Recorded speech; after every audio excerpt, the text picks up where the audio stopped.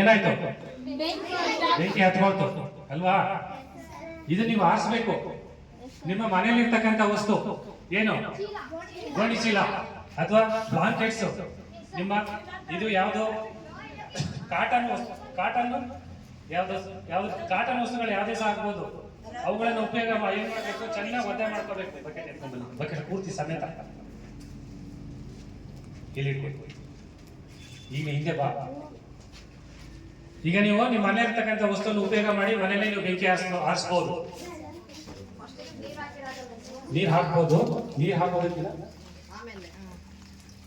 ಬೆಂಕಿ ವಿರುದ್ಧವಾದ ದಿಕ್ಕಿಗೆ ನಿಂತ್ಕೋಬೇಕು. ಬೆಂಕಿ ಯಾವ ಕಡೆ ಉರಿತಾ ಇದೆಯೋ ಅದರ ವಿರುದ್ಧವಾದ ದಿಕ್ಕಿಗೆ ನಿಂತ್ಕೋಬೇಕು ಗಾಳಿಗೆ. ನೋಡಿ ಈಗ ನೀವು ಹಾಕ್ಬೋದು. ನೀಟಾಗಿ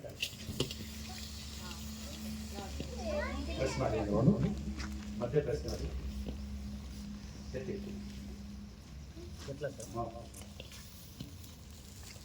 ಬೆಂಕಿ ಆರಿದ್ಯಾ? ನಾವು ಎಲ್ಲಿಂದ